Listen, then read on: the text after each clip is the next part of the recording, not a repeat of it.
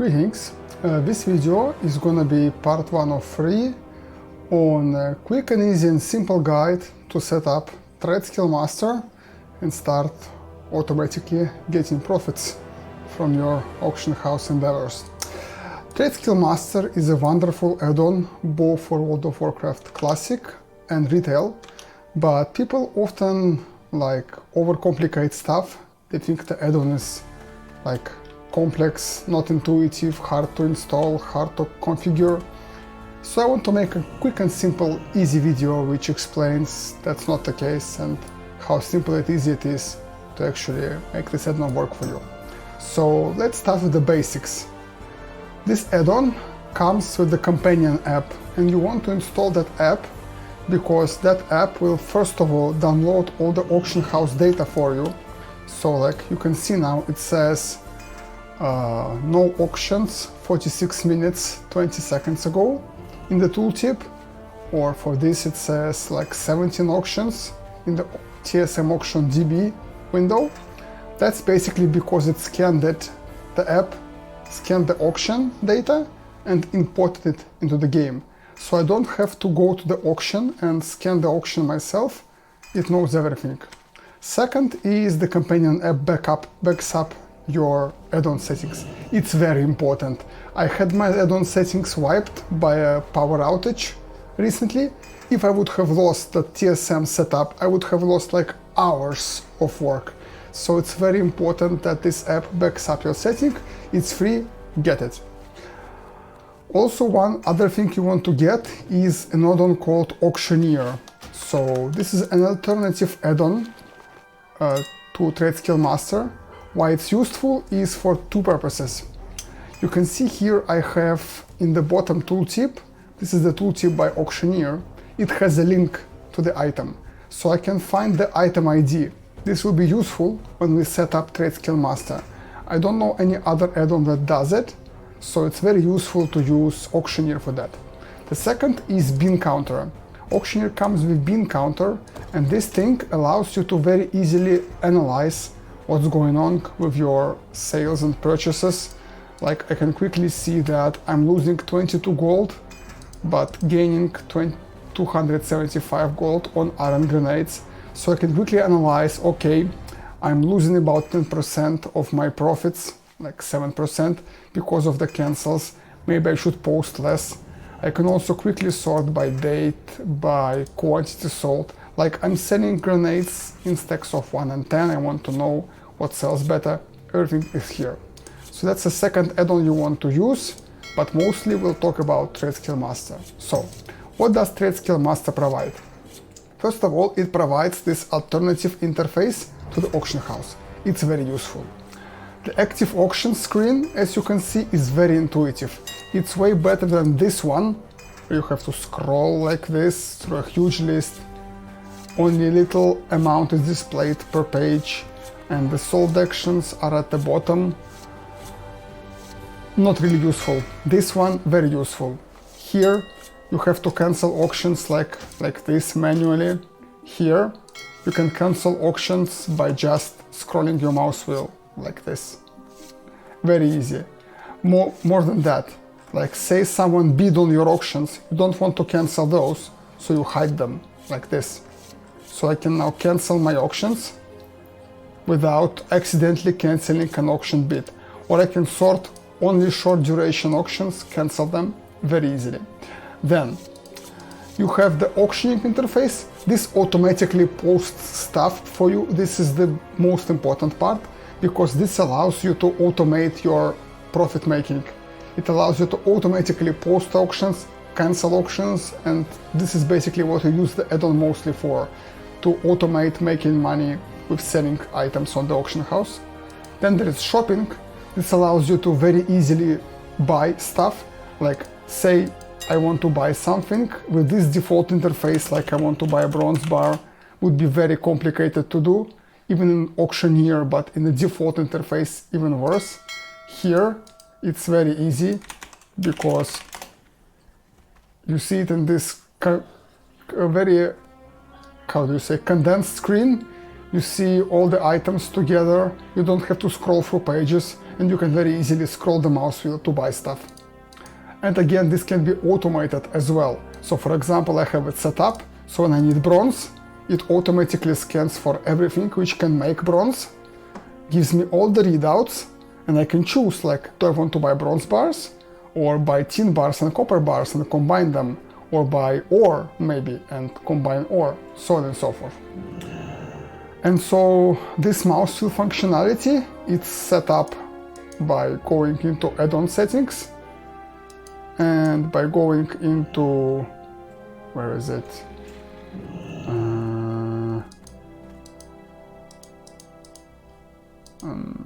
I don't remember really, strange. 1 second, I'll find it.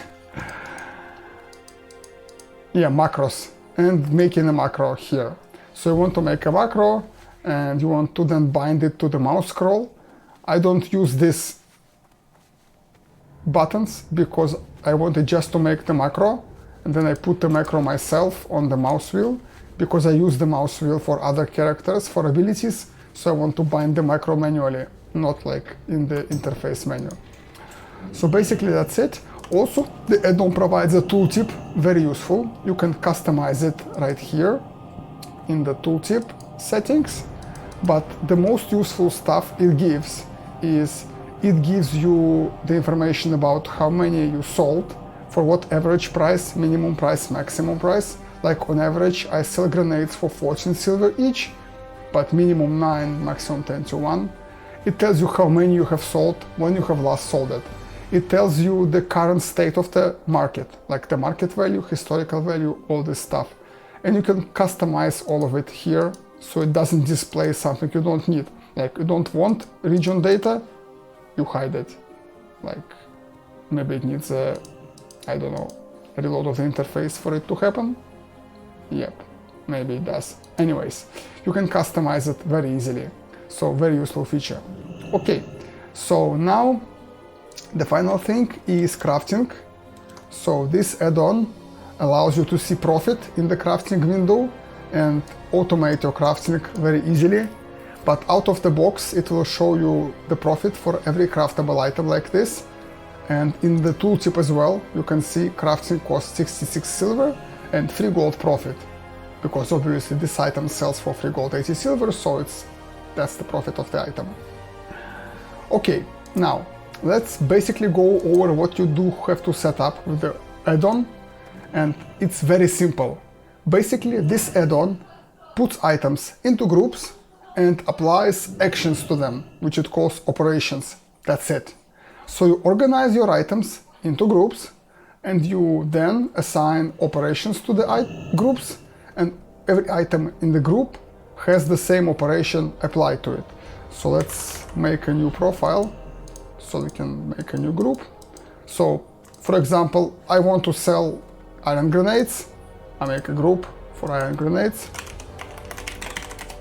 and I put the iron grenade into the group. That's it.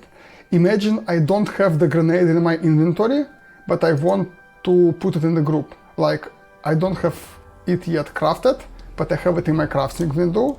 Like for example, the linen bandage. I want to put linen bandage into this category, but I cannot do it. That's where the add-on auctioneer is useful, because when I hover here, I see the item link and I can use import group and then type the link 1251 and it will add the bandage to the group without having it in the inventory. So you just make groups, like one group for iron grenades, one group for, like, say, fish tractors, and you put items into groups. So all the items in the group will be sold, bought, and so on using the same logic. What kind of logic can be applied to groups? These are called operations. So auctioning is the operations which govern how you post and cancel auctions. Let's go over what can be set up here. So match stack size means that it will ignore everything which is not your stack size. So if you're posting grenades in stack of 10, it will ignore like 7, 5, stacks of 3, It will only take into account the stacks of 10 when it decides what the price should be. Also ignore by duration, you can ignore short auctions, like for example you post iron grenades, someone posted some of them cheap, it will expire soon, then people will buy yours. So you don't undercut the cheap ones, you just undercut the ones that will be on the auction for like a day. And blacklisted players, to ignore certain players, and ignore on characters, like you don't want to post grenades on the person who uses them, like your main. So you ignore this operation, for example, on your main, but you don't ignore it on your bank cult who sells the grenades, excess grenades you make. Now, the core is here. You choose what duration will be, what will be the post cap, like how many auctions it will post, what will be the stack size, like say stack size of 10, post cap of 5, means the add-on will post a maximum of 5 auctions in stack sizes of 10. Allow partial stack, like if you have 47 and this turned on, the last 7 will be posted as 7. If you don't, they will be in your bags. Keep amount in bags is useful, for example, if it's a crafting reagent, like you want to keep something for yourself, all the excess you want to sell in the auction house. And don't post after many expires is useful. If, for example, you are selling loot and you just want to try to sell it once, put it to 1. So once it expires once, it will no longer sell it, no longer waste money putting it on the auction house. Or if you are trying to sell something you crafted, you can put it like 7, give it a week, try to sell it for a week, doesn't sell, you will decide how to do it. It won't keep posting it and losing your money. Then you can set your bid percentage, like what will be the bid compared to buyout price. Undercut amount, this you can leave by default like this, or say like 85% bid percentage is fine too, whatever you want. And then there are prices. This is the most confusing part. Let's keep it simple for now. The default values are fine for the time being for you, but for now let's focus on what the minimum, maximum and normal means. Minimum means what you don't want to go below, like ever. So you never want to sell the item below this price. For example, let's say you're selling like Black Lotus. You know it's worth at least 120 gold. You will never want to go below that. So you put this as a minimum price. Maximum price, once again, what the person won't buy it ever above. Like, even if the only option to buy iron grenade is for 100 gold, one grenade, no one will buy it. So you must set your maximum price to some kind of price which the item will sell for, but not really more of that. And the normal price is what you use when there is no competition. Like you come to the auction, no one posted any iron grenades, what to post them for. This will be a normal price. And then there are two settings. What to do when the price is below minimum and above maximum. Below minimum means the market has crashed, like everybody is selling iron grenades and they are selling for dirt cheap. What to do? Typical options are don't post, so just hold on to your grenades until the market recovers. Ignore, so just post yours for normal price and hope for people to buy out the cheapest ones and then yours. Or post at like minimum price, normal price, maximum price. I usually use this option for most of my auctions because I know that when the price goes below minimum, people will buy that, then they will buy mine. And basically that's it. Above maximum, same thing. Like say people only posted it for like insane amount of money, what do? Don't post at all, because the market is obviously broken, or post at some typical price. Usually it's post at normal or post at maximum. That's it. That's for the auctioning. So let's say we want to sell iron grenades in stacks of 5, stacks of 10, 5 stacks. We don't want to stop them from expiring. We want to keep 10 in our bags because we use them ourselves. And that's how it will gonna look. So now we apply it to the group and that's how it works. So now our iron grenades will be put on the auction using this operation. That's it for all operations. So let's go over other operations now. Crafting. this is how you craft stuff. So here you decide what's your minimum, maximum restock, what's your minimum profit, and so on and so forth. So minimum restock is useful if you want to craft in batches. Like say you want to have 100 grenades for sale, but you only want to craft when you need to craft at least 20. This makes it so you don't have to run to the anvil all the time to craft 3 grenades. Then minimum profit, you put what you want your minimum profit to be. This one is complicated because, for example, let's say you have an item which only you sell oftentimes. So let's go to my default profile. One moment. Default profile. Yes. So I have this item, turtle scale breastplate. I sell this. As you see, I sold one already, but since no one else does it, the profit is not like registered by the game. The game doesn't know what the profit is, and so it does not know whether to craft it or not. It won't craft it if you set the minimum profit. So I don't use that, but you can use it to like automate everything. I just manually check like if it's worth it to craft or not, what the add-on offers me to craft. So you put all this, and so you put a minimum profit here. I usually put 1 copper if I use this setting, so just craft if profitable, or just don't use it at all, like this. And the craft value is what it uses to calculate the value of the item, like what it uses to calculate what the item is worth. Default one is fine, again, for now. Next, mailing. Mailing allows you to automate sending items between your characters. So it has a target character who you send the item to. It has the amount to keep in the bags.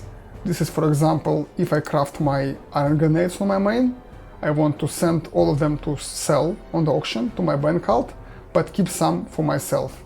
So I keep them in my bags, everything else goes to the character. So as you can see, this, where is it? Yes, this is the operation I use. I send it to the bank cult, but keep them on my character to use for my own purposes. And that's basically it. Also you can say maximum quantity like to send, or maximum quantity to have the target receive. So you can like keep a stock of 10 grenades on your main from your crafting alt this way, or you can just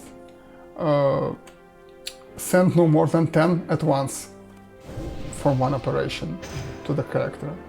So that's basically how this works. Let's return this to normal. Then shopping. Shopping is used to buy items. Again, the default setup will be pretty fine. Here you say what the price is for 100%, whether to show auctions above it. Like if you only want to buy cheap auctions of certain kind of items, you put this, and then you will only see the good deals. If you click show above, you will see all deals. So for example, right now it's set for all my auctions to show everything, and so I will see like all the deals when I scan for something. Like say I'm scanning for iron grenades, I will see all the iron grenades, even the expensive ones, on the auction. But if, for example, there would be this checked, I wouldn't see them. So this is really simple. Sniper, I don't use this. This is used to like look for good deals and buy them out, but it's very slow, and so I'm not really using this module. If you want to like snipe for good deals, I find auctioneer to be a better option.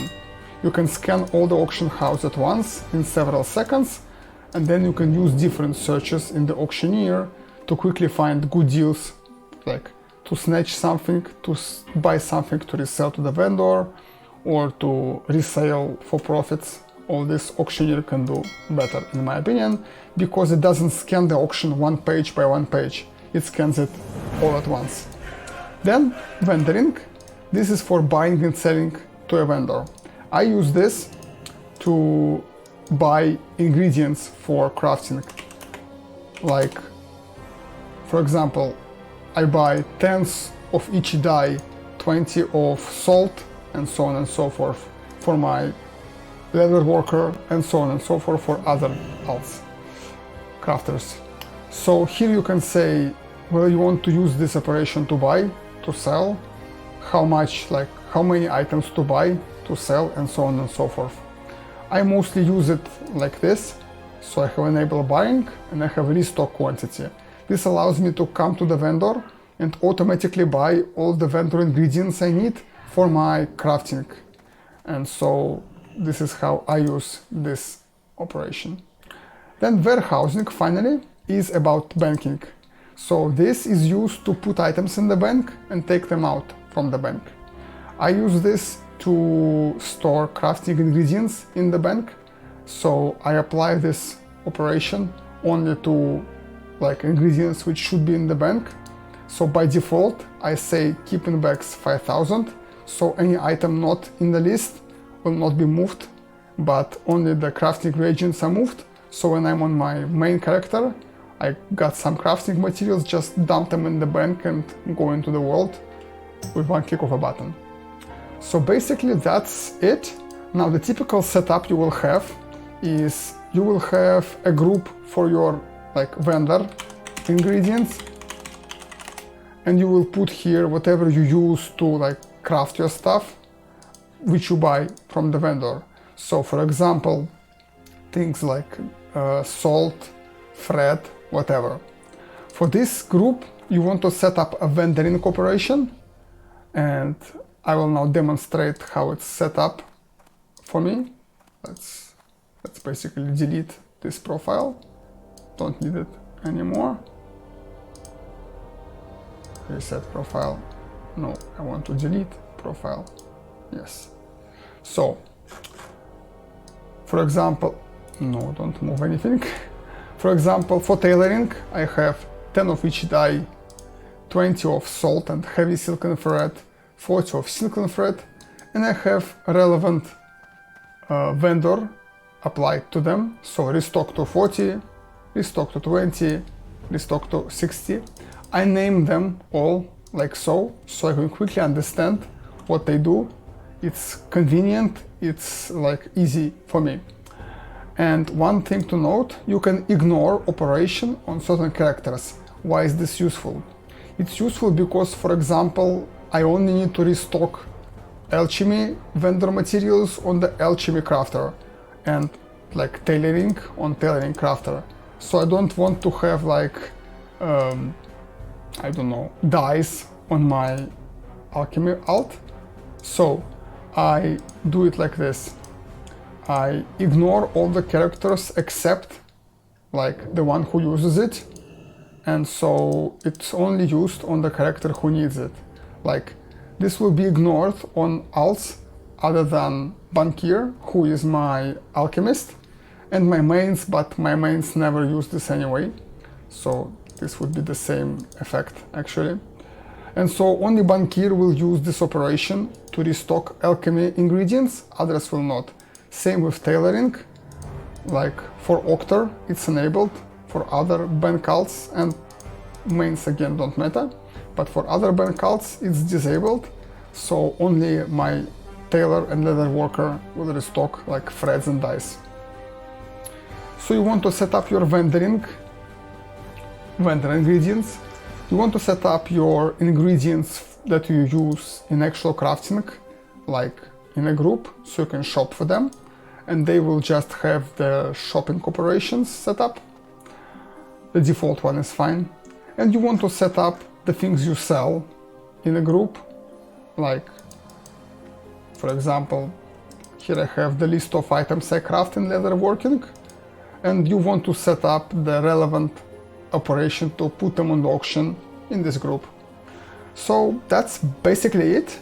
In the next video I will go into detail about how to do all this, but basically again this add-on is very simple. It's just groups of items which are automatically applied certain actions to, and this allows you to automate all the process of making gold in the game. So watch the next video to study further. I hope this video was useful to you. Thank you very much for watching. If you have any comments, ask them, I will answer them. And please like and share this video if you found it useful. Thank you very much for watching and see you in the next video. Bye.